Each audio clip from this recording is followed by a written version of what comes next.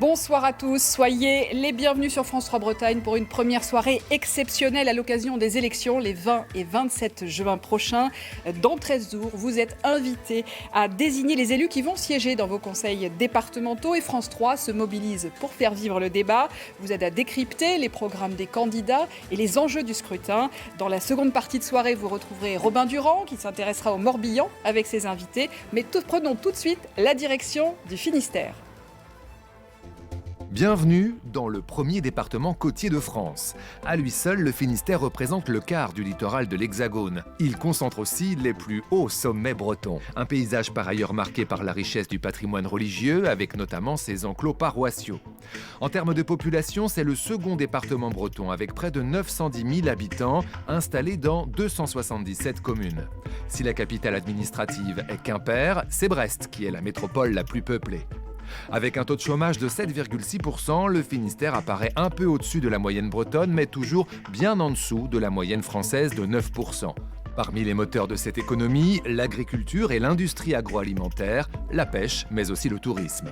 Le conseil départemental est présidé par la gauche depuis 1998, mais lors du dernier scrutin en 2015, cette majorité n'avait tenu qu'à un seul canton sur 27. L'arrivée de la République en marche a également modifié les équilibres en cours de mandat. Voilà pour cette présentation du département avec lequel nous allons débuter cette soirée. Avec moi, Frédéric Paula, bonsoir. Bonsoir Nathalie, Vous êtes bonsoir rédacteur à en tous. chef de France Bleu. Brésil, Ouest France est également notre partenaire dans ce dispositif inédit.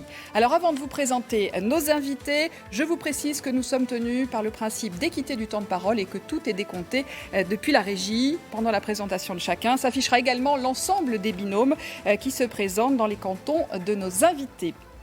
Marc Labbé, vous représentez la liste Finistère et Solidaire qui regroupe le Parti Socialiste, le Parti Communiste, le Parti Radical de Gauche et les régionalistes. Vous faites partie de la majorité sortante, vous êtes vice-président en charge des solidarités de l'enfance et de la famille. Vous êtes candidat dans le canton de Brest 3.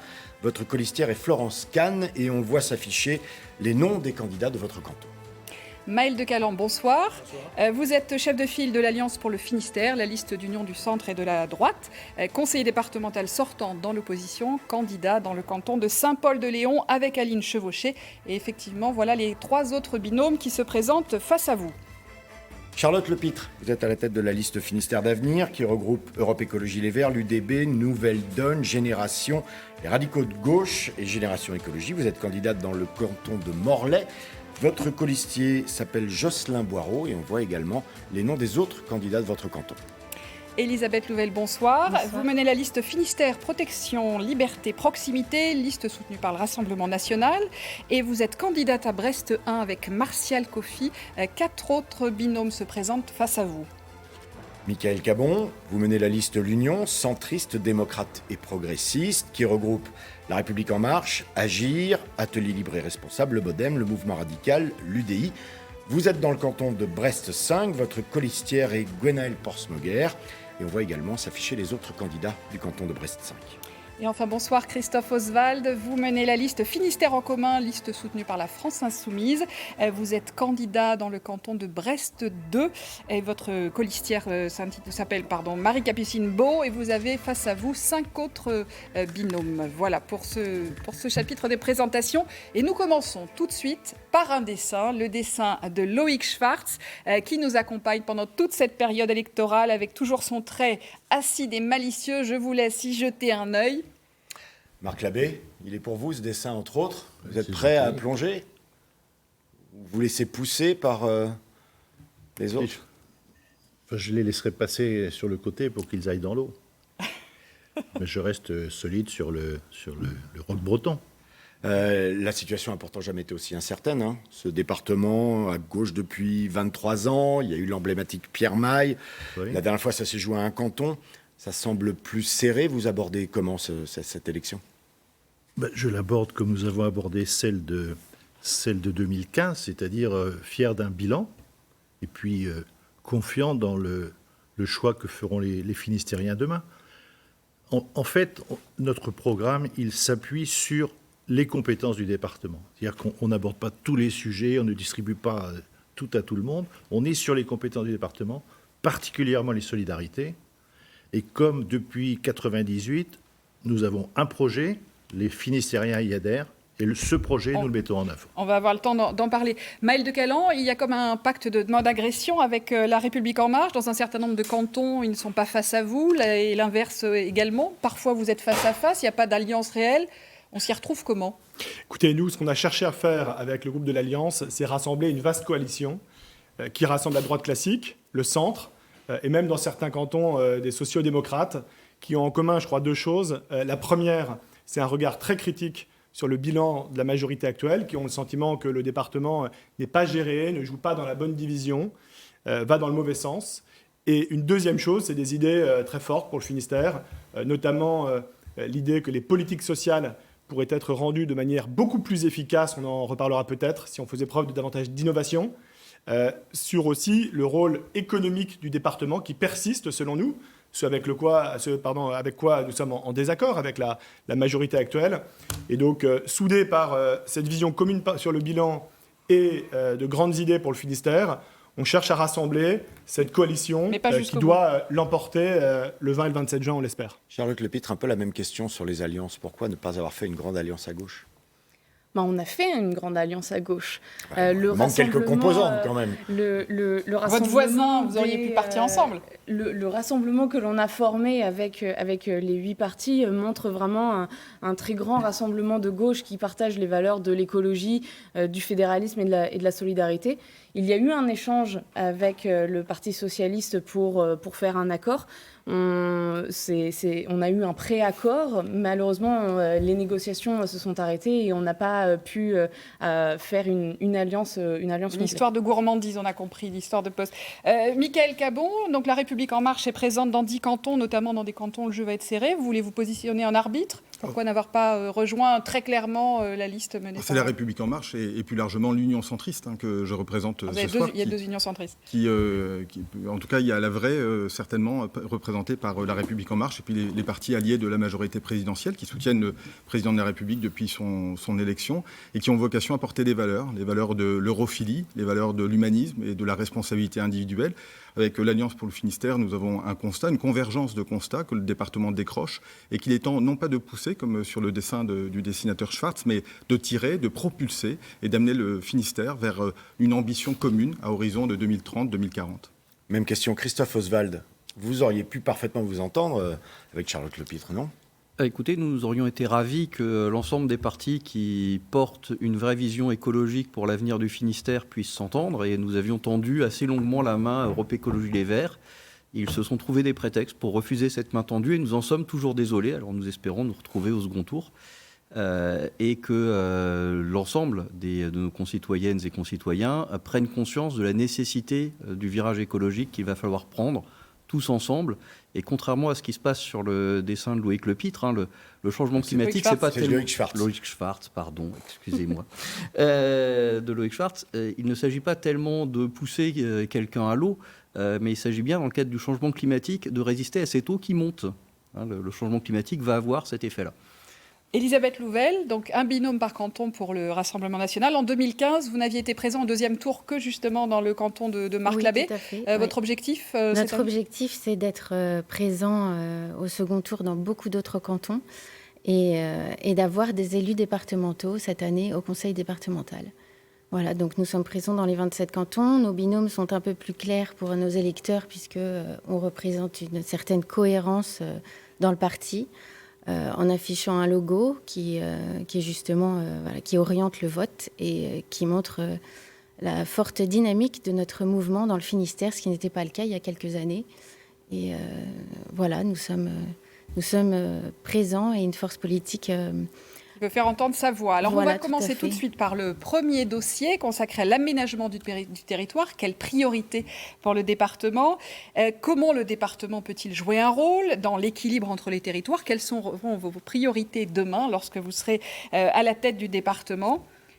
Alors dans le Finistère, on le sait, il y a 2 métropoles, on l'a vu tout à l'heure dans la carte postale, Brest et Quimper, Brest étant la plus importante, autour de territoires plus ruraux, pour certains enclavés, et d'un réseau de villes moyennes. Le département du Finistère gère notamment 3500 km de routes, ce n'est pas rien. Quelles doivent être les priorités, Maëlle de Calan, sur cette grosse partie départementale que sont les routes ? D'abord, si on parle beaucoup d'aménagement du territoire, en tout cas dans notre programme, celui de l'Alliance, c'est parce que c'est évidemment une question de qualité de vie. Selon qu'on perd ou non 10 ou 15 minutes tous les matins dans les embouteillages, on a une qualité de vie qui est bonne ou mauvaise. Selon que l'aménagement routier, il inclut de plus en plus des voies douces, des pistes cyclables, on n'a pas la même qualité de vie. Donc c'est une question de qualité de vie, c'est aussi une question d'emploi. Selon que les infrastructures en général et les infrastructures routières en particulier, elles sont bien ou mal entretenues, on crée ou on détruit des emplois. Et donc quand on dit, nous, que le département doit pouvoir faire de l'économie et s'investir dans la création d'emplois dans le Finistère, c'est en particulier au travers des routes. Alors très schématiquement, on propose 2 choses. Pour les routes départementales, de réinvestir, puisque entre 2014 et aujourd'hui, les crédits d'investissement routier ont très significativement diminué, d'une part. D'autre part, de rétablir ce qui s'appelait les aides à la voirie communale, et ce qui permettait aux petites communes rurales, qui sont souvent les grandes oubliées du système, de pouvoir entretenir aussi les routes qui ne sont pas départementales. Donc je le redis, investir dans les routes, c'est une question de qualité de vie et d'emploi. Marc Labbé, c'est une attaque des investissements réduits. Est-ce que c'est votre piste pour le prochain mandat? Écoutez, à chaque fois que je croise M. De Caland, il parle des routes. C'est essentiel pour lui pour développer le Finistère. Je crois qu'il y a... D'abord, il faut cesser de dire que les routes n'ont pas été entretenues, et les routes départementales en particulier. Il est vrai qu'on a supprimé le soutien aux voiries communales, mais ça n'a pas eu un effet aussi important que d'aucuns veulent le dire. L'aménagement du territoire, ça pose d'autres questions qui me paraissent beaucoup plus importantes. D'abord, c'est ce que vous avez évoqué, la question Est-Ouest en Bretagne, c'est les problèmes d'accessibilité à la Bretagne, c'est les problèmes du raccordement d'un certain nombre d'infrastructures, et je pense aux ports en particulier, notamment les ports de Brest et Roscoff, au réseau européen pour permettre au territoire finistérien d'avoir une politique maritime importante et soutenue. Et puis, c'est aussi des questions qui touchent aux ressources. Et en particulier, il y a une ressource qui va être, sur laquelle il faudra investir beaucoup demain, c'est la ressource en eau. Donc la question de l'aménagement du territoire... Le quotidien, les routes, ça ne sera pas dans vos priorités? Mais les routes, on continuera ce que l'on fait jusqu'à maintenant. La RD, c'est de 170 que tout le monde situe parfaitement entre Landerneau et l'Esnevin. Les travaux sont en cours parce qu'elle est accidentogène. Encore que le comportement des usagers y est pour beaucoup. Mais et d'autres endroits, nous intervenons. On n'a pas un problème avec les routes. On n'a pas de problème avec les routes. Il y a un problème avec les routes qui n'est pas qu'un problème avec les routes, mais le budget qui était de l'ordre de 25 millions en début de mandat a été réduit en dessous de 20 millions aujourd'hui, dans le dernier budget qu'on a voté. Mais effectivement, l'aménagement du territoire, ça dépasse très largement les routes. Il y a une infrastructure essentielle que vous n'avez pas mentionnée peut-être délibérément, c'est l'infrastructure numérique. Alors on en parlera. On y viendra. Alors on va continuer. On y viendra. On va demander votre avis, Christophe Oswald, sur les contournements routiers notamment qui sont en cours. Brest-Nord, Lambé, vous souhaitez y renoncer ? Oui, alors nous considérons que l'étalement urbain a atteint le niveau maximal et qu'il convient désormais de densifier, de réaménager les friches industrielles. Il n'est pas question de gagner de nouveaux territoires et il est surtout question d'organiser les multimodalités. Donc pas de créer des voies de contournement, mais de permettre de rentrer dans les grandes villes et d'y changer de mode de transport. Donc cette multimodalité est importante et les aménagements apportés aux routes sont beaucoup plus de permettre leur utilisation par d'autres que les voitures. Donc, notamment de partager l'espace entre voitures et vélos, d'aménager des pistes cyclables autour de nos collèges. Charlotte Lepitte, vous parlez aussi de plan vélo, mais est-ce qu'on peut désenclaver des territoires et la nuit juste avec un vélo? Est-ce que c'est suffisant? Non, d'ailleurs, notre programme, il touche vraiment aux besoins des usagers, aussi bien des usagers particuliers, mais des entreprises également. Puisqu'on parle d'enclavement du territoire, il y a plusieurs échelles à prendre en compte pour répondre aux besoins actuellement des Finistériennes et des Finistériens. Et donc, ça ne va pas uniquement par favoriser la mobilité active et donc travailler aussi bien avec les collectivités pour élargir le partage de la voirie, mais ça va également dans le soutien du plan de la SNCF pour desservir mieux la Bretagne. Mais SNCF, c'est la région, c'est pas le département. Mais il y a besoin du département d'évoquer en fait les besoins de ses citoyens. Et aujourd'hui, on le voit, il faut augmenter par exemple la capacité aussi de l'infrastructure. Ce n'est pas uniquement d'aller plus vite, mais il faut augmenter les capacités pour ne pas uniquement être basé sur le vélo ou sur la voiture, mais pouvoir partager la voirie et par exemple remettre davantage de TER. TER, c'est la région. Mais c'est pas le encore département. Une fois, le département doit porter le besoin des Finistériens et des Finistériennes. On va essayer de clarifier les débats. Quand on va glisser le bulletin de vote, c'est pas pour le TER. On a une politique transversale qui va effectivement des routes et du partage de la voirie et de la compétence du département, mais de l'accompagnement qu'il peut faire pour porter la voix et les besoins de ceux qui l'habitent. Elisabeth Louvel, vos propositions dans ce dossier ? Dans ce dossier, alors il est certain que les communes isolées sont inégales face à la forte urbanisation aussi des grandes villes. Et puis, c'est certain qu'on peut proposer le vélo dans toutes les communes, mais comme vous le dites, quand vous habitez très loin de là où vous travaillez, le vélo, ça ne sera pas d'une grande utilité. Donc, je pense qu'il faut également accentuer la rénovation des routes, la modernisation. C'est vrai que parfois, on se retrouve dans des villages où les panneaux sont en mauvais état, où les routes le sont également. Et tout ça contribue évidemment à la mobilité des Bretons qui sont isolés, les personnes âgées qui n'ont pas de voiture non plus. Il faudrait penser également à tout ça pour pouvoir... Un mot sur ce dossier, Michael Cabon ? Oui, bien sûr. L'aménagement du territoire, ce n'est pas le déménagement du territoire. Et en l'occurrence, dans le Finistère, il y a un équilibre, une harmonie que l'on retrouve aujourd'hui. Qui sont les usagers des routes ? Les routes sont un moyen pour une finalité, le déplacement. Cette finalité, elle doit permettre à des personnes de se déplacer de leur domicile, à leur lieu de travail, à leur lieu de loisir. Et donc la question des routes, elle ne se résume pas simplement à des couches de bitume. Il y a la question des cars qui est apportée, la question de la personnalisation des modes de transport, en particulier pour les personnes âgées. On le voit dans le centre-Bretagne, on les voit aussi dans les zones rurales. Puis la question des routes et des mobilités, c'est celle des liaisons. On le reviendra, j'espère, sur la question du numérique et des zones blanches. On en revient tout de suite, justement. Je vous interromps juste par rapport au numérique. Le Finistère souffre d'un certain enclavement numérique. Moins de 40% des Finistériens ont accès à la fibre. Le Finistère est en 62e position des départements. Et pour la plupart, vous militez pour l'accélération et pour réduire ce retard.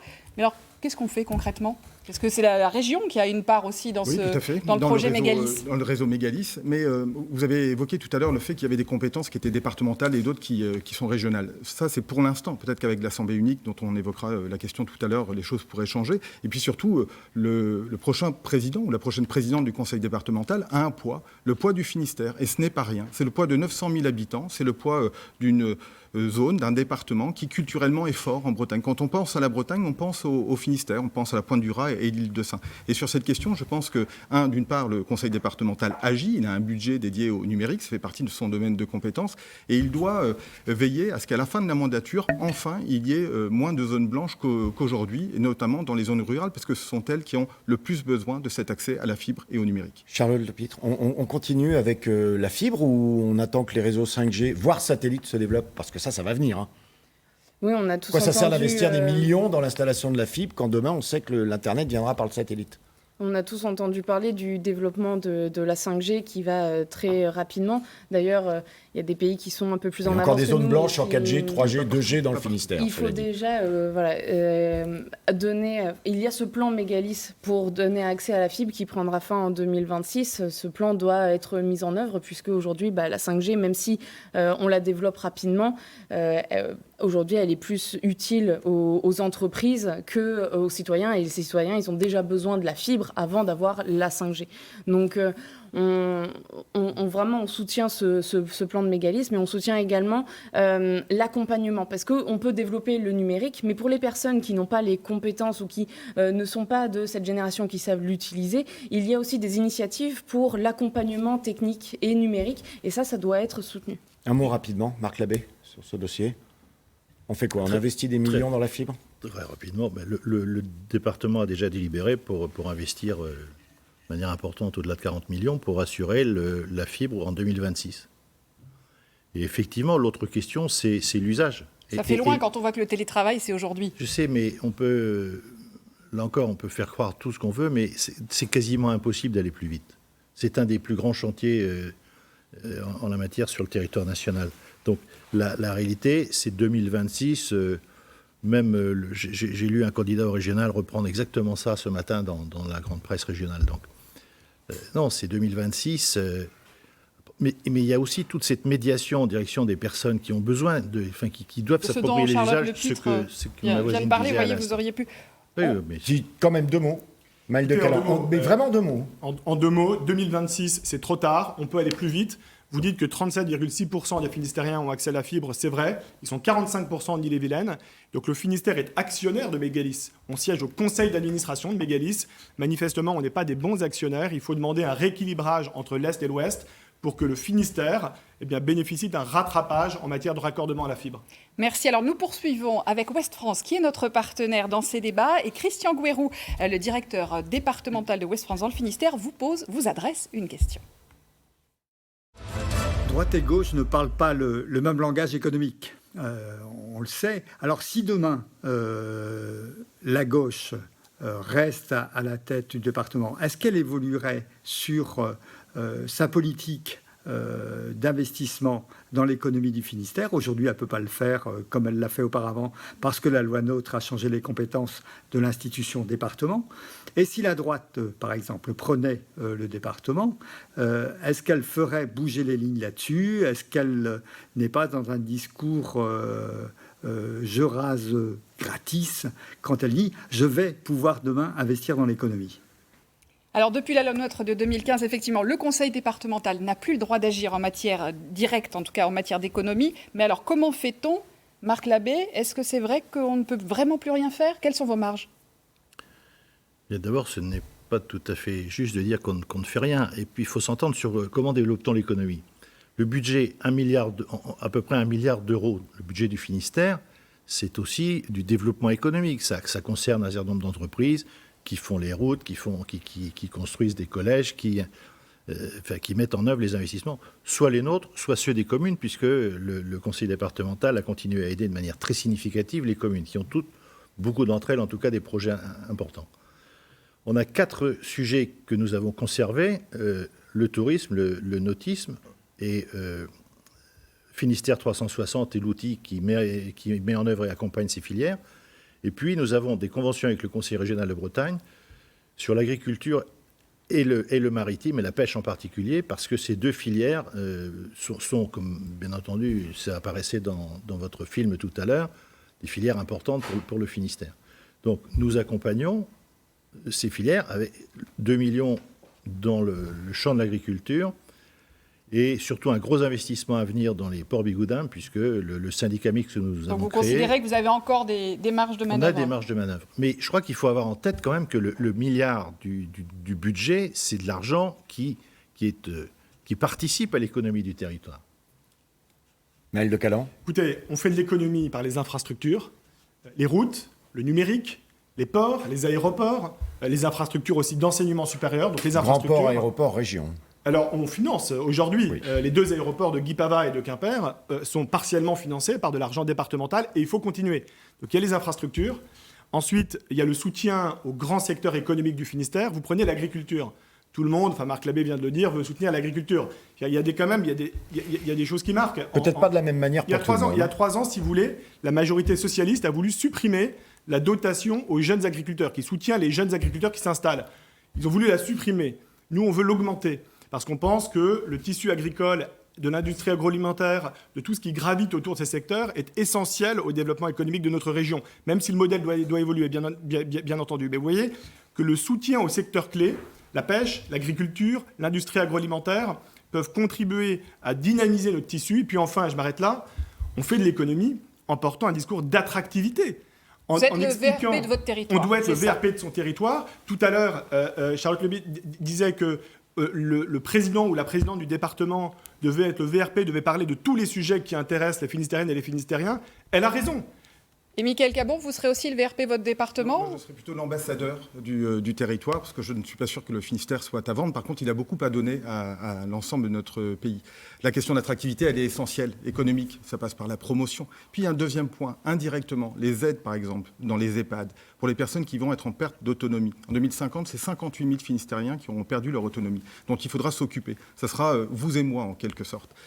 Peuvent, par l'intermédiaire des innovations, les plaides connectées, les plaintes lumineuses qu'il peut y avoir pour lutter contre les TMS, les troubles musculo-squelettiques, pour les personnels soignants, parce que nous avons besoin d'attirer beaucoup plus de personnes dans ce type de secteur, peuvent être promues, peuvent être récompensées, en quelque sorte, par le laboratoire d'innovation publique que nous proposons et qui veillera à lancer des appels à projets pour les forces vives de notre territoire, les jeunes, les entreprises, pour proposer des solutions concrètes aux besoins pragmatiques des Finistériens dans les années à venir.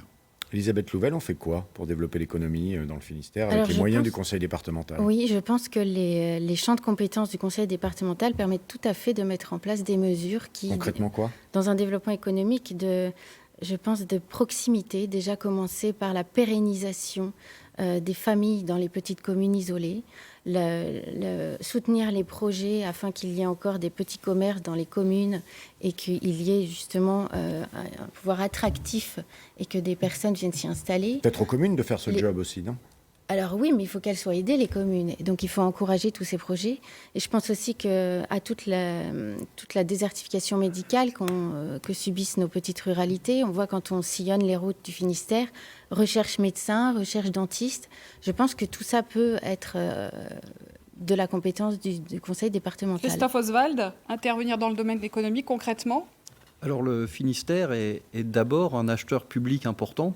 Et il est de la responsabilité d'un acheteur public de développer des filières durables et locales autour de ses achats. Et je pense notamment à une réorganisation de l'agriculture en passant par nos cantines collectives, en collège comme en EHPAD, de façon à ce que des jeunes agriculteurs puissent s'installer dans des filières durables et de qualité.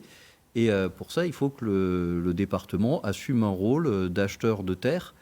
Quand il y a des agriculteurs qui partent en retraite, il s'agit que ces terres ne soient pas perdues en étant rachetées par des grosses fermes industrielles, mais soient récupérées par le département, puis après ça, mises à disposition ou revendues à des jeunes paysans qui vont s'installer. Des régies agricoles pilotées par le département. Nous allons passer au thème suivant, autre dossier, le conseil départemental et l'institution de la solidarité, des solidarités, sur un budget d'1 milliard d'euros environ. Plus de la moitié est consacrée à cette mission lourde, à la fois en direction des personnes âgées, des personnes handicapées, de la famille et des enfants. Voyez cette illustration avec ce reportage de Catherine Aubel et Julien Lepote, tourné pendant le confinement, début mai à Santec. Certains enfants placés et pris en charge par le département ont pu profiter des centres nautiques désertés par les classes de mer, évidemment, à cause de la crise sanitaire.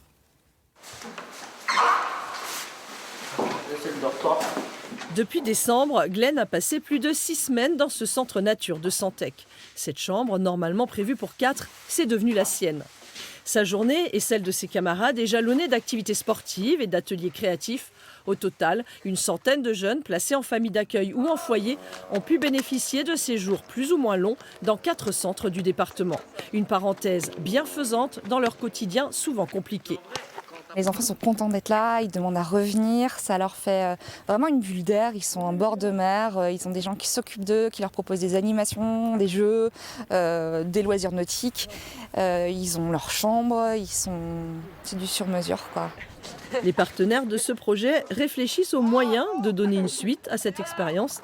L'aide sociale à l'enfance du département ne veut pas envisager de refermer définitivement cette heureuse parenthèse lorsque la fin de la pandémie permettra un retour à la normale. Alors, au-delà de cette parenthèse enchantée présentée dans ce reportage, l'aide sociale à l'enfance est un sujet délicat qui, depuis plusieurs mois, a donné l'occasion à différentes manifestations de professionnels. Les assistants familiaux, par exemple, ont donné de la voix pour dénoncer la saturation de la prise en charge, le manque de moyens. Comment faire, Maël de Calan? Vous proposez de recruter des nouveaux assistants familiaux supplémentaires? D'abord, la prise en charge des mineurs placés par le département, je crois que c'est une de nos plus belles missions, qui consiste à redonner à ces jeunes qui ont été bousculés par la vie un cadre propice à leur éducation, à leur développement. Donc c'est une belle mission qui est méconnue et qu'il faut gérer avec beaucoup de sérieux. Malgré ce qu'on a vu là sur le centre de mer à Santec, il faut avoir en tête que les jeunes qui sont placés sous notre protection, qui sont un peu plus de 2000, peuvent être placés soit en famille d'accueil, soit en foyer. Et ce que disent la plupart des professionnels, c'est qu'un jeune s'épanouit davantage en famille d'accueil qu'en foyer. Or, pour qu'il puisse être placé en famille, il faut qu'il y ait des familles qui acceptent de faire ce métier. Elles démissionnent en masse en ce moment, en masse. Il y en avait un peu plus de 800 au début de mon mandat, il y en a aujourd'hui à peu près 600, je vais aller les voir.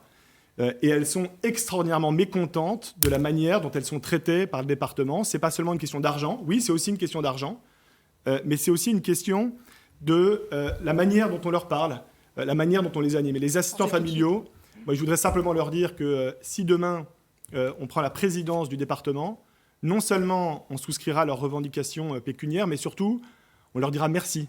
On leur dira merci de faire ce beau métier.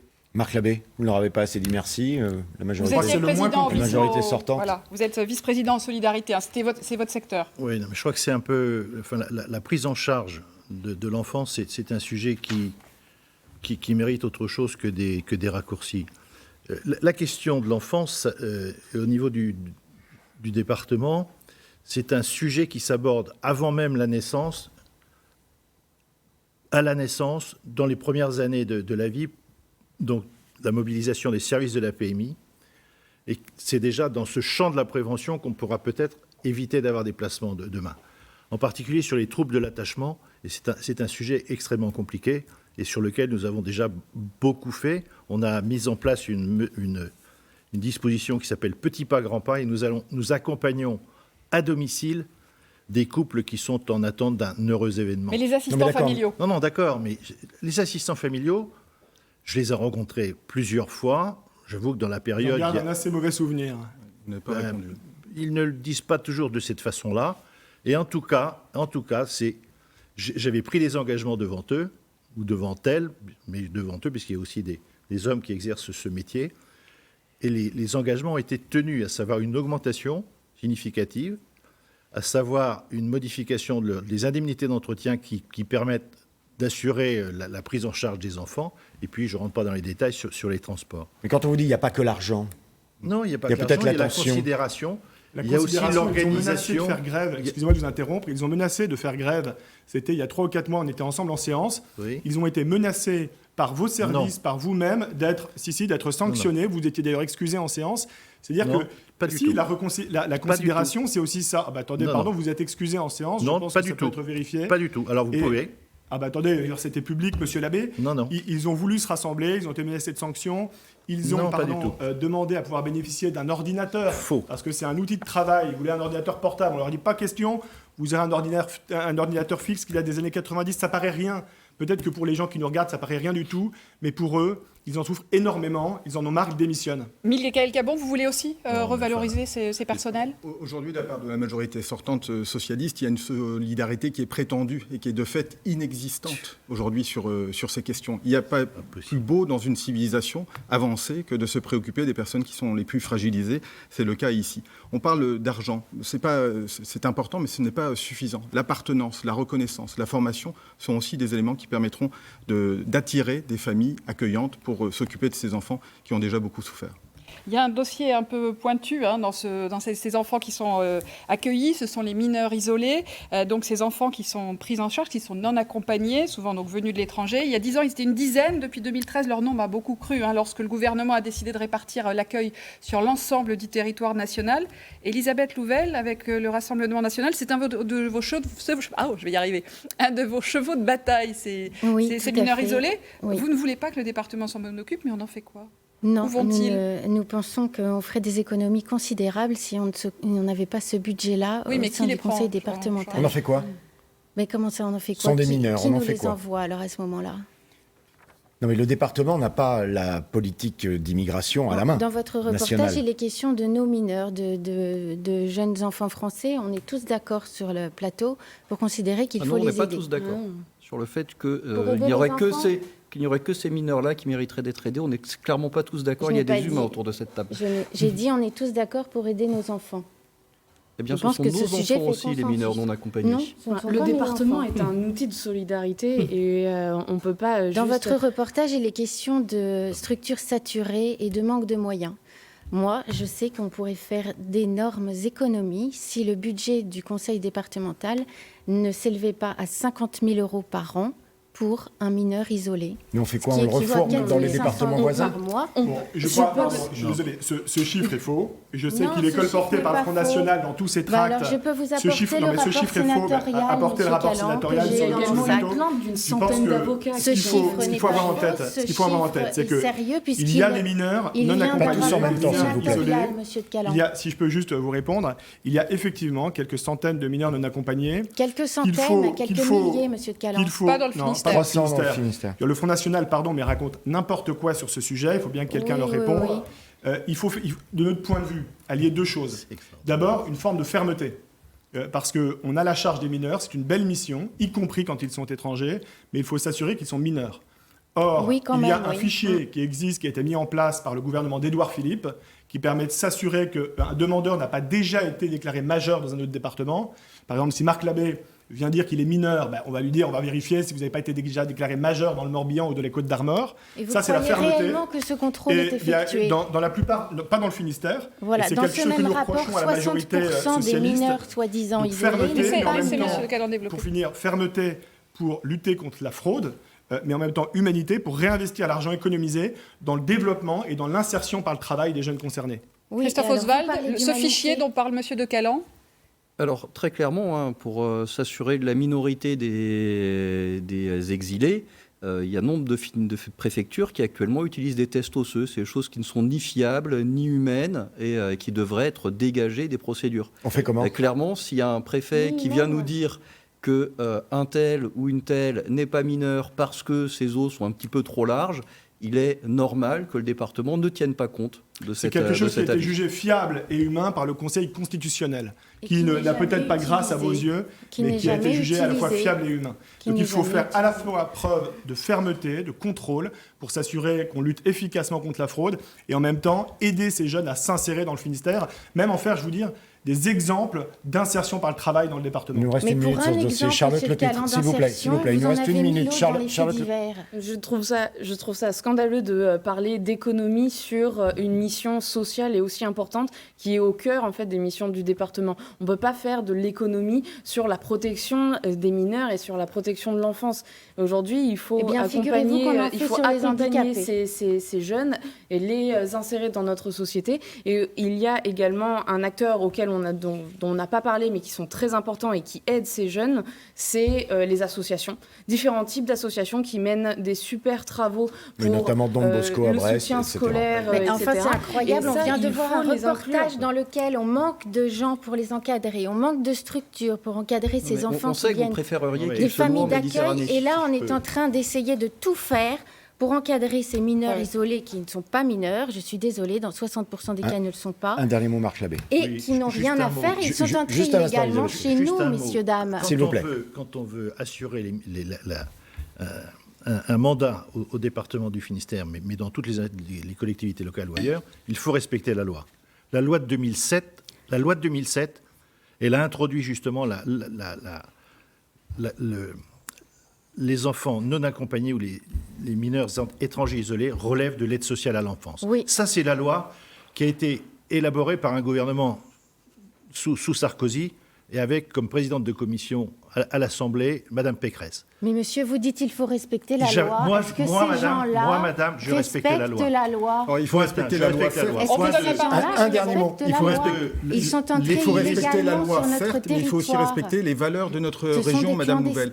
Et dans les valeurs de notre région, il y a les valeurs des gens de mer que nous sommes, nous, les Finistériens, et qui fait qu'on n'abandonne jamais un équipage sur un navire en perdition.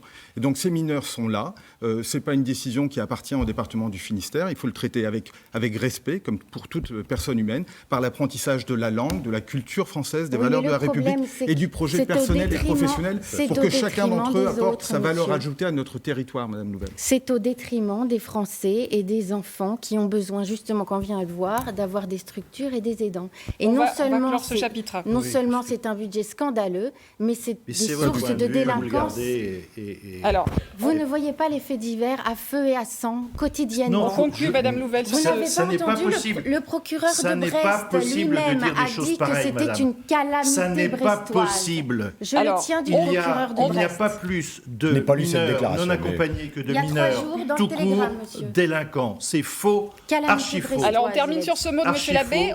Et si vous voulez, vous allez rencontrer le procureur, il vous le dira. Mais on poursuit avec notre rubrique du tac au tac, c'est Madame lui-même qui Louvel. l'a dit.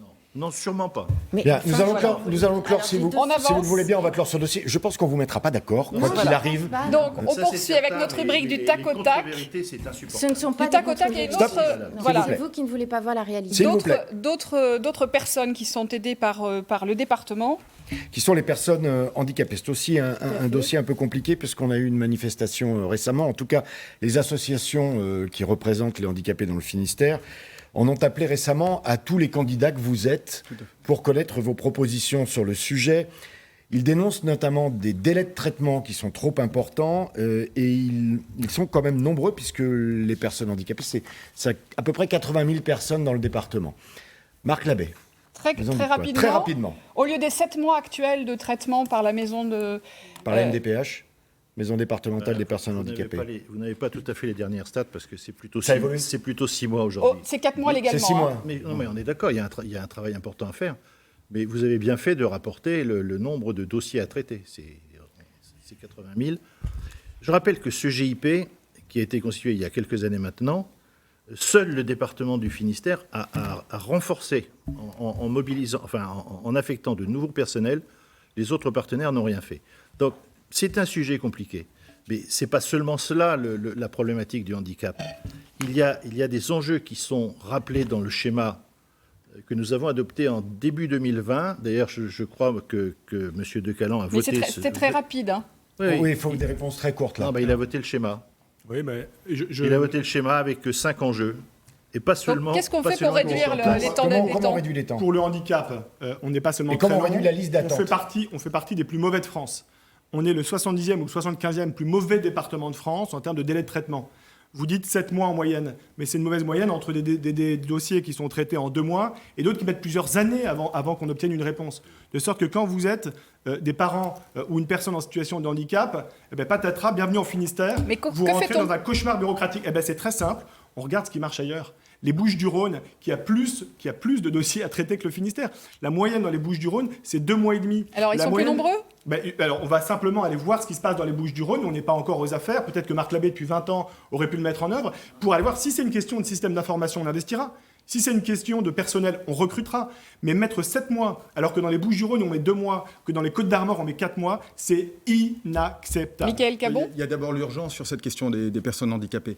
Donc c'est la mise en place d'une équipe de renfort. Il y en a déjà eu. Souvent, elles augmentent à l'approche des élections. Je pense qu'il faut la tenir sur tout le mandat, avec la mise en place d'équipes de vacataires, de renforts, d'agents départementaux formés pour l'occasion, qui vont permettre de venir résoudre l'urgence qui est aujourd'hui réelle pour une partie des personnes. Christophe Oswald ? Alors, au sein de la MDPH, il y a des procédures de validation qui sont engorgées et qui sont notamment engorgées parce qu'il y a une CDAPH qui regroupe quantité de responsables. Et ces hauts responsables devraient être en mesure de déléguer leur pouvoir et leur signature à des subordonnés pour qu'ils puissent se réunir plus souvent, qu'on puisse écluser les dossiers. Donc une réorganisation interne. Il y a un problème de nombre de personnel pour préparer les dossiers, mais il y a un gros problème au niveau de la validation. Voilà, il s'agirait donc de démocratiser cette chose-là et qu'on remonte moins haut dans la hiérarchie. C'est ça qui bloque. 20 secondes. Nous, ce qui nous a été aussi remonté, c'est une difficulté de traiter les dossiers lorsque la majorité des embauches sont faites aussi par CDD. Et donc, on n'a pas assez de suivi dans les dossiers pour permettre une bonne efficacité et d'avoir la compétence qui se suit sur plusieurs années et sur le long terme. Donc, ce qu'il faudrait, c'est déjà régler ce problème de contrat à courte durée. Alors, nous allons poursuivre et reprendre avec un dessin de Loïc Schwartz. Cette idée, depuis longtemps portée par le socialiste finistérien, ancien garde des Sceaux Jean-Jacques Urvoas, une assemblée unique née de la fusion des conseils départementaux et de la région. Voilà l'humour de Loïc Schwartz, avec chacun qui veut garder sa place. Très rapidement, est-ce que vous souhaitez que ce soit la dernière mandature dans la perspective d'une assemblée unique, département et région unis dans la même mission ? La réponse est oui, clairement. Pourquoi ? Parce que notre région, notre département ont besoin d'être unis face aux défis, des transitions qui arrivent, des défis qui sont importants, économiques, sociaux. Et c'est aussi une manière différente de faire de la politique, de considérer qu'on ne fait pas de la politique pour soi-même, mais qu'on la fait pour les personnes que l'on représente. Moi, je suis entièrement d'accord, quitte même à perdre un siège de conseiller départemental que je pourrais avoir dans le canton de Brest-Saint-Marc-et-Richen. Marc Labbé ? Moi, je ne sais pas répondre à votre question comme cela. Je pense que c'est un dossier qu'il faut travailler. Il ne s'agit pas de... Ça fait un peu 20 ans qu'on le travaille. Non, mais oui, sauf qu'on dit ce serait bien de... Pourquoi faire ? La question, c'est pourquoi faire ? Et ça ne peut pas être l'Assemblée régionale telle qu'elle existe aujourd'hui, même en élargissant ses compétences, parce que les questions de finances et autres ne le permettraient pas. Je crois qu'il y a l'occasion d'échanger sur quelles sont les compétences à assumer par cette Assemblée nouvelle et d'avoir une discussion avec l'État pour à la fois déconcentrer, décentraliser et financer. Parce que une des difficultés dans laquelle nous sommes, départements, mais aussi la région sur un certain nombre de sujets, c'est la question du financement. Donc il faut discuter avec l'État sur quelles pourraient être les compétences de cette Assemblée de Bretagne et réfléchir aussi à la manière de maintenir une proximité, parce qu'il y a beaucoup de questions qui touchent à la proximité. Maël de Calan, c'est un problème aussi oui, dans moi, ce projet d'Assemblée unique. Je suis favorable à la fusion des départements et des régions. À la mode de ce qui s'est fait en Corse. Mais en Bretagne, par exemple, on a un gros enjeu qui est de garder une autorité qui aujourd'hui est le département, qui demain devrait être organisé au sein de l'Assemblée unique de Bretagne, qui défende les intérêts de la pointe bretonne. Et ce n'est pas une espèce de truc théorique d'élus. C'est qu'objectivement, aujourd'hui en Bretagne, il y a deux dynamiques qui n'ont rien à voir. Entre l'ouest de la Bretagne, qui a une démographie positive, qui est reliée à toutes les infrastructures, qui est en avance sur le numérique, l'est de la Bretagne, et l'ouest de la Bretagne, nous, la pointe, dans lequel on a une qualité de vie exceptionnelle, de beaux atouts, mais en même temps un risque de décrochage, notamment au plan économique. Donc oui à l'Assemblée de Bretagne, pourvu que les intérêts de la pointe bretonne soient défendus. Christophe Oswald, est-ce que vous craignez aussi cet éloignement du Finistère par rapport au centre de décision ? Il faut être bien conscient que les départements ont été pensés pour permettre une proximité entre les citoyens et les autorités et leurs démarches administratives. Et ce besoin, il reste. Et notamment, là, actuellement, le département concentre toutes les compétences qui s'adressent aux plus fragiles de nos concitoyennes et de nos concitoyens. Le fait de dissoudre le département dans la région, ça met en danger les publics les plus fragiles. Donc pour vous, et on risque, en faisant disparaître les départements, de rentrer dans une guerre entre métropoles et grandes villes et de complètement oublier aussi bien les zones rurales, notamment le centre-Bretagne, et d'oublier les quartiers populaires dans nos grandes villes. Moi, je pense que c'est un risque et qu'il faut prendre avec beaucoup de précautions. Et pour l'instant, au vu du dossier, j'y suis défavorable. Elisabeth Louvel, on garde pas ? Non, l'Assemblée unique est nécessaire. En effet, il faut décomplexifier le millefeuille territorial que l'on a aujourd'hui, qui est quasi incompréhensible, et faire en sorte que les champs de compétences soient harmonisés. Parce que quand vous avez le département qui s'occupe des infrastructures du collège et la région de celui des lycées, on arrive à des aberrations au moment de prendre une décision rapide et nécessaire. Donc tout ça pourrait être efficace dans le fonctionnement de l'Assemblée unique. Et nous pensons également que l'Assemblée unique, si elle se fait, les élus devraient être élus à la proportionnelle. C'est le scrutin le plus démocratique. C'est votre cheval de bataille au Rassemblement national depuis fort longtemps. Charlotte Lepitre, par rapport à l'idée proximité ou simplicité, quel est votre choix ? Nous, on est favorable à la création d'une assemblée unique, mais on veut aussi intégrer les citoyens dans le débat et dans l'information pour qu'ils sachent qu'il y aura quand même de l'action au local, en proximité, parce qu'il ne faut absolument pas perdre ce lien avec le citoyen. Mais c'est possible dans une telle structure. On mutualiserait donc les compétences et les moyens, et on pourrait agir pour une meilleure qualité de vie de tous les Bretons et les Bretonnes. Alors, on est arrivé à la fin de ce débat, mais avant de le conclure, nous vous avons demandé à chacun de venir avec un objet qui représente soit votre département, soit le projet que vous avez pour lui. Vous avez 30 secondes chacun pour nous en parler. Maël de Calan. Et moi, j'ai pris Le Cheval d'Orgueil, d'abord parce que c'est un de mes livres de chevet. Pierre Jacques Hézélias. De Père Jacques Hézélias. Parce que aussi c'est un livre qui parle de notre identité, de notre histoire, de notre langue. Il a été écrit en breton et ensuite traduit en français. Et puis aussi parce que le département, on n'en a pas parlé, mais à la compétence de l'accès à la culture et à la lecture. Nous, dans notre programme, alors c'est peut-être pas la proposition qui fera le plus parler d'elle, mais on voudrait offrir des livres aux collégiens publics et privés. On voudrait organiser un prix littéraire des collèges du Finistère. Je pense qu'il n'y a pas de plus beau cadeau dans la vie qu'un livre. Donc voilà pourquoi j'ai pris cet objet. Marc Labbé. Moi, j'ai également un livre, il est plus petit. Montrez-le bien. C'est Phare en Iroise. Phare parce que je crois que le Finistère et ses phares, il y a bien entendu un lien. Phare aussi parce que c'est une réalisation humaine qui a demandé beaucoup de pugnacité, de ténacité dans des conditions, de situations difficiles de mer. Là où les plus beaux phares sont construits, c'est des conditions de mer très difficiles.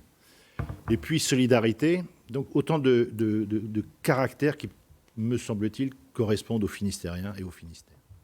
Puis il y a un clin d'œil aussi, vous l'avez compris, au Centre national des phares que nous portons et qui devrait, pour partie, s'implanter sur le port de Brest. Christophe Oswald. On vous laisse rattraper. Voilà. Donc ce bâton tordu a poussé sous le vent, et il rappelle que nous ne sommes pas une terre de futaie en Finistère, mais que notre vent fort peut devenir source d'électricité. Alors il représente aussi nos talus, qui sont à la fois les protections des cultures, les protections des sols contre l'érosion et un lieu de préservation de la biodiversité.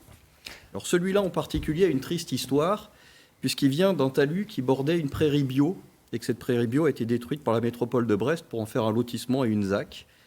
Et il a poussé donc, dans l'adversité, mais il a réussi à grandir, il est devenu utile à la société, comme tous les gens du Finistère.